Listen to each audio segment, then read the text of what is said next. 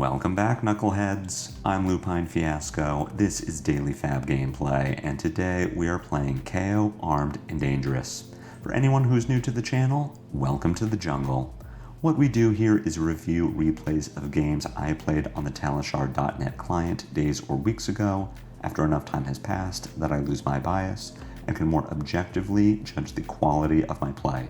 I will talk through turn cycles as if I were taking them now, walking you through my thought process for the line I would take, and compare that to the line I did take at the time of recording.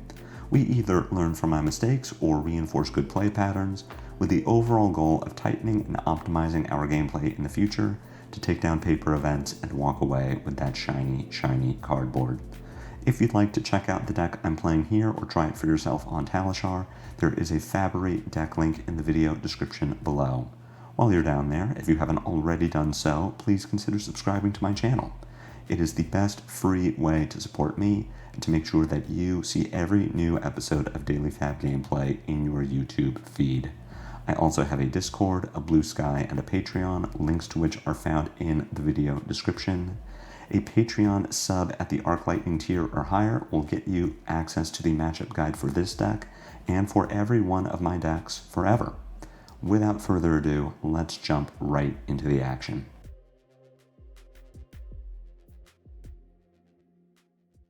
Getting back at it with Kayo this week for all you Brute enjoyers. I want to take a minute to thank everyone who entered my Aurora Armory deck giveaway. The winner has been decided. I've reached out to the winner. Thank you all for leaving your comments. It was really good engagement. I was really glad that I got to do something like that for a hero that I really truly love. And I hope that you all enjoyed reflecting on your favorite Aurora card. There are a lot of them.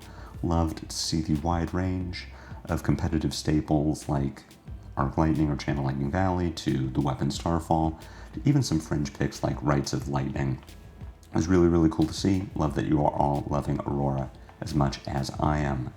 We're returning to an old favorite this week with Kayo, getting some variety back into the channel as I am just running through some of my old favorites while I prepare for Pro Tour London. And that brings us to Kayo. So the Kayo Uzuri matchup is really good for Kayo for a couple of reasons. The first is that Kayo is very hard to disrupt and completely ruin his turn. Any 2-card hand from Kayo can do anywhere from 7 to 9 points of value when we consider the draw discard effect of cards like Bare Fangs or Wild Ride, Pulping, and how that makes a might with Kayo's ability. So even just with 2 cards, Kayo is usually going above the rate of any assassin. Arachne Marionette might be the exception, but certainly against Uzuri, who for the most part is really functioning on 2-card 6s, but has a little more difficulty getting value above that. Maybe something like Safer Bloodshed, into Pitch a Blue, Attack with a Dagger gets a 2-card 5, but that and the 2-card 6 is only a 4-card 11, and that isn't going above Kayo's rate. When Kayo is left alone, he can really do some impressive things with 4 or 5 cards, and the fact that we have so much armor means that if we end up with 5 cards that we really want to send, and Uzuri plays something like an Isolate and threatens the Uzuri activation into a Command and Conquer or Shakedown, we have not only armor that we can block with, we can put Bonebreaker, Savage Sash, and Scabskin Leathers in front of an Isolate, Persuasive Prognosis, whatever, that blocks out any single attack that Uzuri can flip into. But when we really need to make sure that Uzuri does not have a good offensive flip option, we have Scowling Fleshbag, which will banish Uzuri's 1 card in hand before Uzuri can react. So Kayo just has a lot of options available. Even with 4 cards, if we only want 2 of them, we can just block for 6. With 2 cards from hand, Uzuri will arsenal whatever the thing was that she wanted to play. But that's a lot better for us than letting her potentially take something that we really want to do. So this is a fairly good matchup for Kayo. We did lose the die roll and we have to go first. Going first into a deck like Assassin is always an interesting decision because I don't want to let the Assassin filter. If Uzuri draws into an early Codex of Frailty, I don't want to give her the option to put a Command and Conquer or Leave No Witnesses into her graveyard before the game really even begins. But we do want to get some value on turn 0. So what I'm going to start with is playing Wild Ride and pitching Smash Instinct, which is going to go for 5 go again, and assuming that we draw discard correctly, will make us a might. So playing the Wild Ride Discarding the Sand Packing, we draw into an E-Strike and a Run Roughshod. Depending on how Uzuri blocks this, we have some options for playing out the rest of our turn. We could just end the turn now. Arsenal, probably E-Strike and keep the Run Roughshod in hand to block with. We could also attack with the Run Roughshod with our one floating resource and Arsenal E-Strike. There's no world where I E-Strike for 7 here, and with Kayo I very rarely want to E-Strike for 5 draw a card, because so many of our cards are not good in our arsenal. We're playing with, I believe, 23 blues, none of which I want in my arsenal if I can avoid it. So our options really are pass the turn now or Run Roughshod for 5. And I think I like Run Roughshod for 5. It's an effective use of our resources, and it really says that Uzuri is either taking damage or does not get to keep these cards in her hand. So getting a Safer Bloodshed and a Surgical Extraction are both pretty good for us. The Surgical in Graveyard is not great for playing around Codex of Frailty, but Safer Bloodshed is just a 0 for 4 with Go Again. And the fact that we can take that away from Uzuri is pretty good for us. Arsenaling the E-Strike is fine. It gives us that line of blocking 6 with cards from hand, playing E-Strike for now 8 because of our might, and then arsenaling a Wild Ride, which is something I'm interested in doing. Looking at Uzuri's daggers, Spider's Bite is a little concerning. We do care about blocking with attack actions from hand, but I don't play any reactions against Uzuri. I have my one of Reckless Swing that stays in the sideboard, so Nerve Scalpel is just completely useless against me. Do I want to block the Spider's Bite for 5? Not really. If I'm looking at my hand, I get to play Wild Ride, pitch Assault and Battery, have the potential to discard Beast Within, which would draw me another card, and then I can judge the rest of my turn from there. I have the option to play Send Packing. If I keep it, I have the option to play E-Strike from Arsenal and bottom one of the 2 remaining cards in my hand. I just have a lot of options, and none of them involve blocking the Spider's Bite, so I am going to let this hit. We still have our armor if we do need to block something. But we'll see what Uzuri's follow-up is.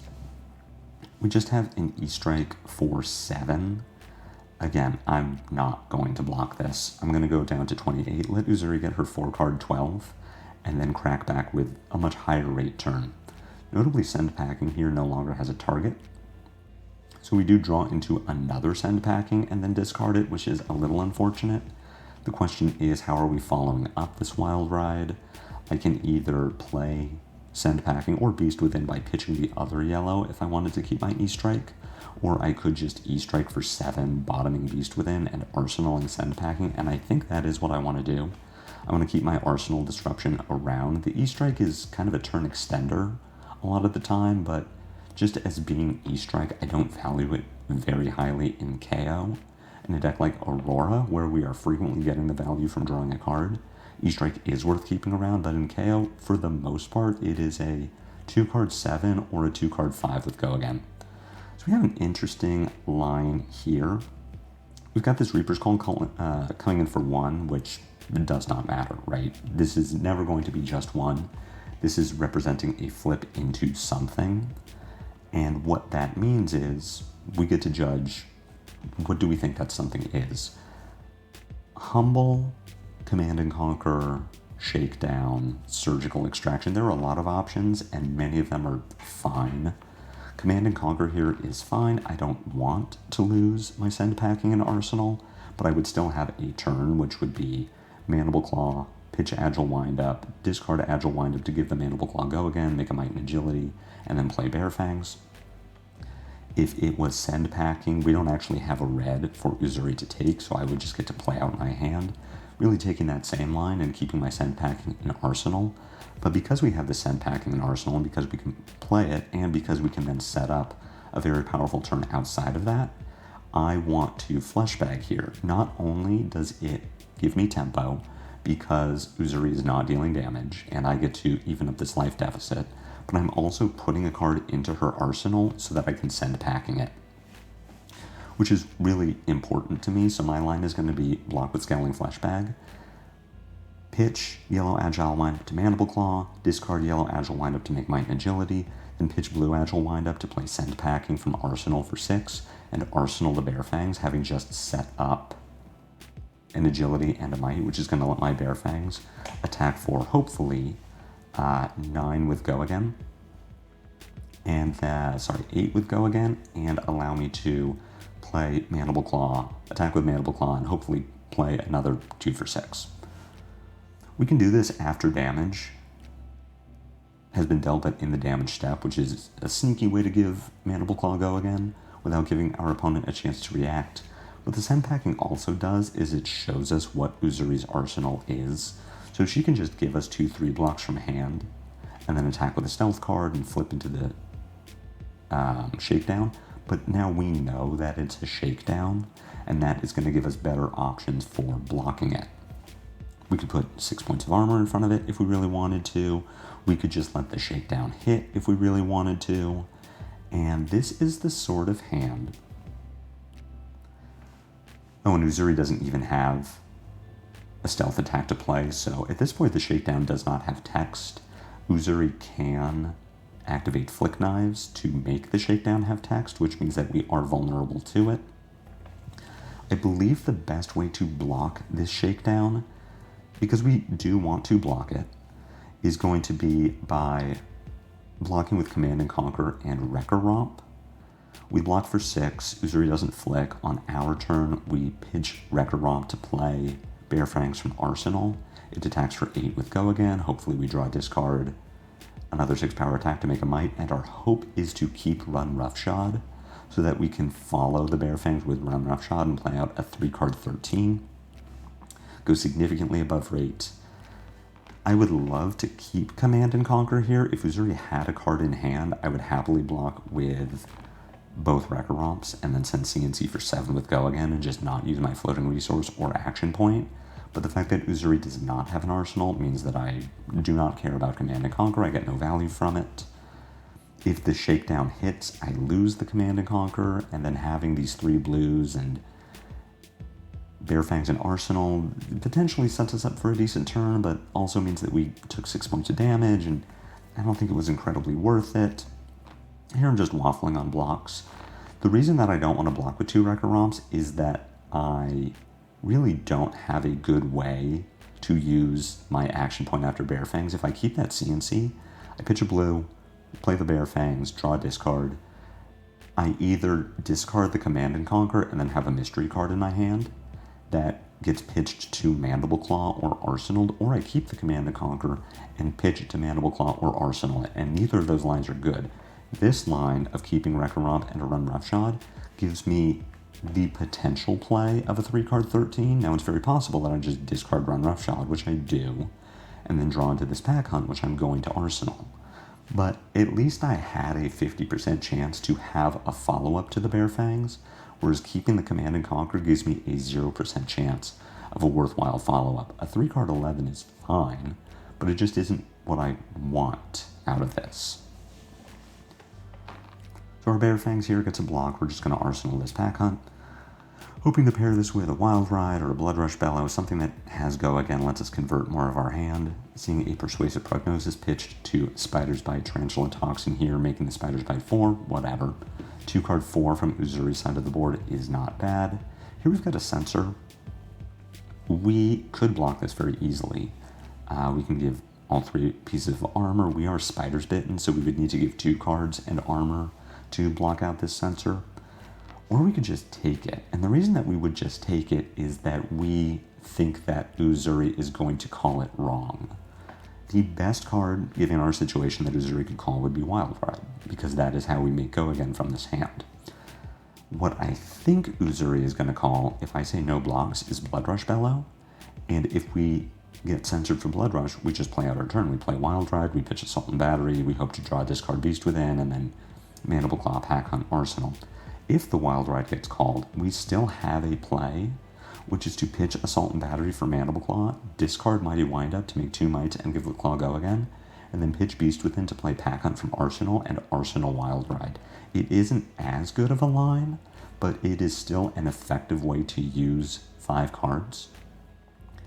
And it just really puts the onus on Uzuri to call it correctly, and I don't think that she is going to correctly identify what to call with Censor.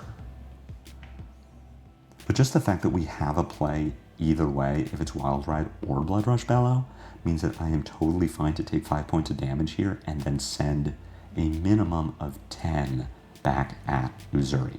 So she does call the Blood Rush Bellow. We get to Wild Ride here. Let's see what our draw discard is. The draw discard is unfortunately Command and Conquer. I would have really preferred to discard the Beast Within or even the Mighty Windup, because now we have a really weird turn, which is, do we play Beast Within, pitching Mighty Windup, and keeping our Pack Hunt in Arsenal, or do we Mandible Claw, pitch Mighty Windup, attack with Pack Hunt from Arsenal, and then Arsenal Beast Within? The Beast Within in Arsenal is never good. It's a 3 for 6 with no relevant text unless we get Command and Conquered. But Uzuri's an assassin. There is a world where we get Command and Conquered, and if I can take 6 damage and draw a card, or even block with 2 pieces of armor, take 2 damage, draw a card, that's pretty good. This is also just the most effective way to use our resources. We get to turn 2 cards into 9 damage rather than 2 cards into 6 damage. This intimidates away Uzuri's last card in hand, so potentially stranding her with something that she wanted to block with, or now something that she can't play. And thankfully we draw into another Wild Ride, which we will immediately fire off.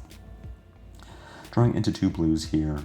Sad that we discarded our Bear Fangs. I would have loved to have that as a follow-up to Mandible Claw, but the fact that we now have 2 blues really says that this turn plays itself. We're going to pitch one to attack with Mandible Claw, and then pitch the second one to attack with Bear Fang, Beast Within from Arsenal.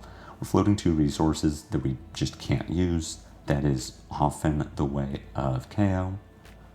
Depending on how your draw discards go, you will often find yourself with floating resources with nothing to do with them.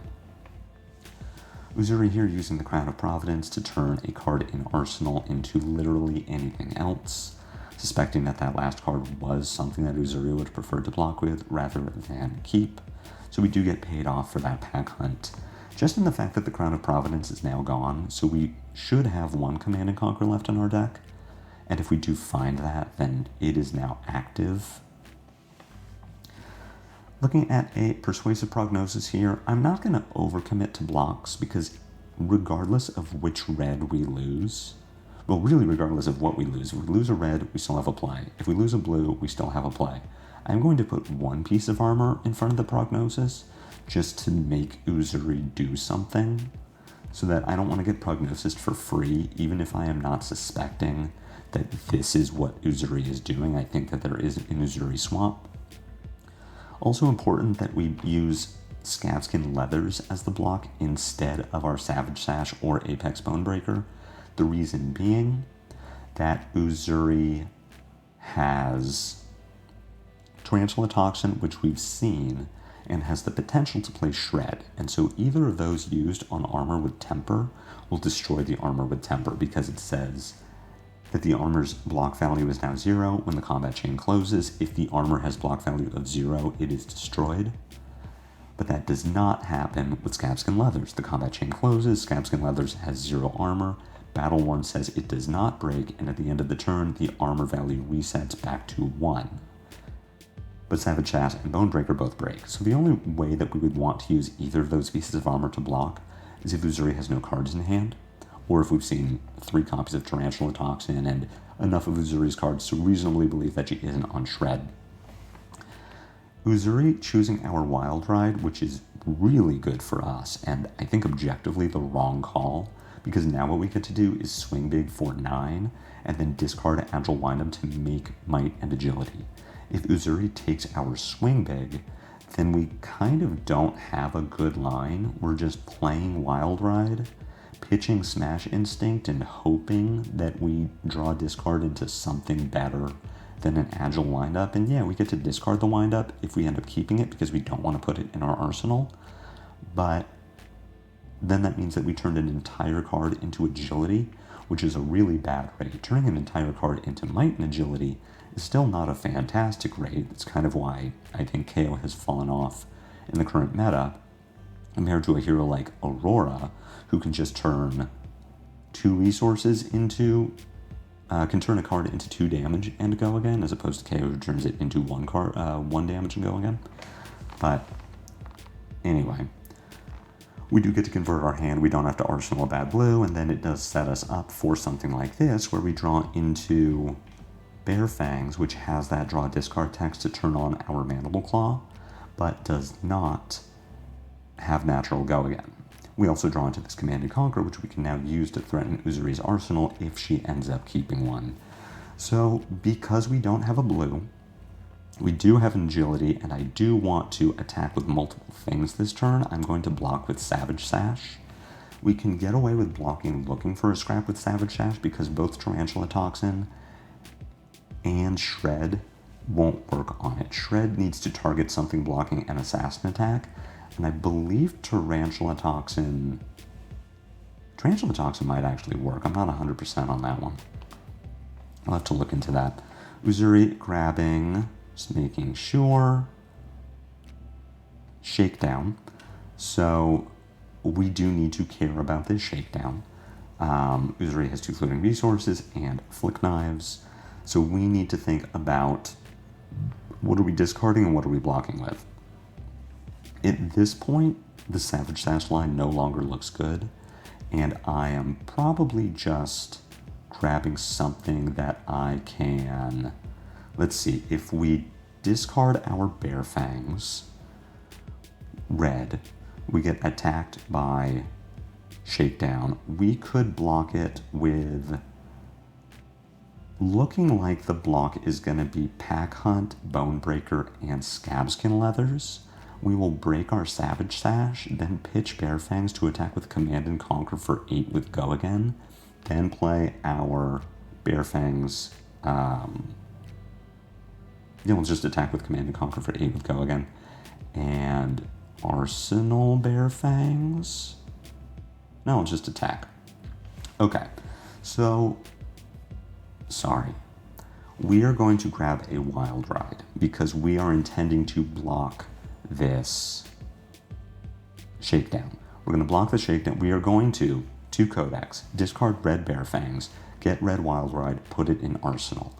We are going to block the Shakedown with Pack Hunt, Apex Bonebreaker, and Scabskin Leathers. Then we are going to pitch yellow Bare Fangs to attack with Command and Conquer for 8 with Go again.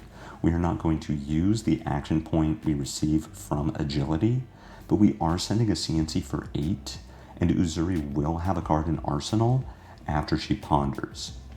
She no longer has Crown of Providence, so she can't save the card in Arsenal by just crowning it away.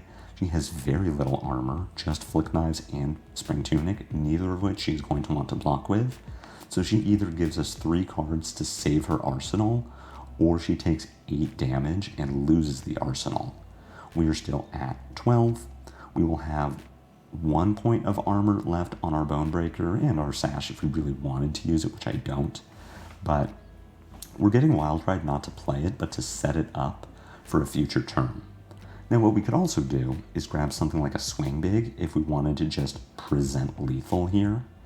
And that would look like breaking Savage Sash, pitching Bare Fangs, attacking with Command and Conquer for 8 Go again, and then playing Swing Big for 7 from Arsenal. It gets 1 less point of damage from the Frailty.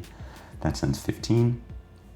It says that Uzuri has to give us 2 cards to not be dead. It also says that she needs to defend against the Command and Conquers. That actually might be the right line here. It looks like if I grab the Command and Conquer, then I will discard Pack Hunt. Right, now I block with Command and Conquer, Bonebreaker, and Leathers, and then my attack is going to be CNC for 7 into Bare Fangs for 8. So this also threatens lethal, which I like. It also sets up a Might for the next turn, which Swing Big would not have done. So I think this is a fine line, and I believe, so this is threatening 15 points of damage and setting up a Might. Our previous turn would have threatened 15 points of damage, but not threatened a Might. And so I think that this is actually good. We get a cut from the same cloth from Arsenal, which is just 0 for 4 with Go again. And we hit the draw discard, so we've got Bare Fangs coming in for 8, which Uzuri now needs to care about. She could keep 3 cards, give us Tunic and Flick Knives. Honestly, that's great. If I don't have to worry about 1 random point of damage that also turns on Starting Point and turns on just Naked Shakedown from hand. And if Uzuri blocks for 2 and takes 6 and goes down to 1, then she's just dead to a lot of things. I can't tell you off the top of my head if I'm running Reckless Swing in my Uzuri board. I know I'm not playing Pulping, so we can't randomly spike a Dominate. But the fact that Uzuri only has 1 point of life left means that if we come in for another 8, she has to give us 3 whole cards from hand to not be dead. And then Uzuri with 1 card is doing what? Codex of Frailty? Arsenaling? It's good for us, and I really do not think that Uzuri can deal more than 13 points of damage with just a single card. We're not going to block this high slate. We just drew a Blood Rush Bellow, which I will just play if I can. So we've got a Humble coming in for 6. Starting point is used. Our hand is not impacted by this Humble because both of our cards, if we pitch Bare Fangs and play Blood Rush Bellow, either Swing Big or Pack Hunt both naturally have 6 or more points of attack power. So the Blood Rush will work either way. But the fact that we are now getting Codexed tells me that this is Leave No Witnesses.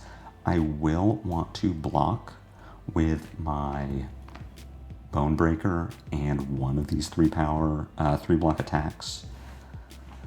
So what is the best way to threaten Uzuri's arsenal, to threaten Uzuri's life total, knowing that we will have 2 mites after blocking with Bone Breaker? The best way to do it is probably just Command and Conquer. Again, we get to CNC for 7 from Arsenal. Uzuri has to give us 3 cards to not be dead and can't just play a defense reaction. What we would then do is discard probably Bare Fangs to the Codex. We would block the Leave No Witnesses with Pack Hunt and our Bone Breaker. We would then pitch Blood Rush Bellow to attack with CNC for 7. Our other line could just be Swing Big from hand for 10, which if Uzuri doesn't have a defense reaction, then she needs to give us her entire hand, in which case we actually just grab Wild Ride here. Which again sets up for next turn, knowing that Uzuri has to give us a lot of cards to not just be dead to Swing Big. So that is probably the better line. We have seen a Sink Below from Uzuri, but no other defense reactions, which makes me think she might just be playing the 3 rather than 6. Swing Big for 10 gets 3 cards from Uzuri if she has the defense reaction, but notably Uzuri also plays a decent number of 2 blocks, so maybe even with a defense reaction she would have to give us 4 cards. But grabbing Wild Ride, sending Swing Big for 10, and then arsenaling, keeping that Wild Ride in Arsenal does sound pretty good. We can discard our Bare Fangs here. We will block with Pack Hunt. And the Bone Breaker, protect our Wild Ride in Arsenal, make a point of might, and then we get to ignore the Frailty by attacking the Swing Big for 10. So not a bad line, and really just the validity of this line, the power of it, depends a lot on what Uzuri drew. She has 5 chances to find a defense reaction, and if she doesn't have one, then she just gives us 4 cards. And we get to play out a 5-card hand with Wild Ride, so looking pretty good there. Uzuri does get a Quicken. We draw into the 2 Blood Rush Bellows that we have not seen so far. The only reasonable way to play out this turn is to play Blood Rush, discard pitching Blood Rush, and then hoping that we find blues, which we are lucky enough to be able to do. We are going to open with Wild Ride, which we can do, having now seen all 3 Blood Rush Bellows. We know that there is no chance that we can miss off the top of our deck. Assuming that I'm not playing Reckless Swing, and assuming that it is not the top card of my deck, we do discard our Smash Instinct, which is unfortunate because that is how I wanted to win this game. But instead we just get to Mandible Claw for 5 and then follow up with Beast Within for 8. And that is going to be enough to put the game away. So going pretty significantly above Uzuri's value here, getting a full point more than she did. That's really what Kayo can do. I have another game to show you lined up already that will really demonstrate why I don't enjoy playing Kayo in the current meta, or at all. How Draw Discard really can get us. But in this game it worked out really well for us. And that is one of the strengths of Kayo, is if your draw discards go well enough, then you will go above rate on most of your turns with very little setup, but there is good setup potential with Blood Rush Bellow, Agile Windup, putting Wild Rides or Pulpings in your arsenal. You have a bunch of armor, you have Savage Sash, you have Flesh Bag, and especially against Assassin, when we can just block so well, Kayo is in a really, really good spot. And as you saw, a lot of decision making with Kayo is just how am I blocking, not so much how am I attacking, because a lot of the time your attack depends on that draw discard, and you cannot plan the entirety of your turn without seeing what you draw off the top of your deck and what you discard. So spending a lot more time on your opponent's turn, figuring out how you're going to block to set up your best offense, is really where the skill expression in Kayo comes from. I hope you enjoyed this game. I hope you learned something. I hope you liked this return to Brute Life. If so, be sure to swing big that like button. My comments are always open for any questions or feedback. If you haven't already done so, please consider a YouTube subscription. It's free. It helps me out a lot. I have a Blue Sky, a Discord, and a Patreon, links to which are in the video description below. Again, congratulations to our winner of the Armory deck, Aurora. I'll announce that name once I have confirmation that the prize is actually going out. And until the next time I see you on Daily FaB Gameplay, take care.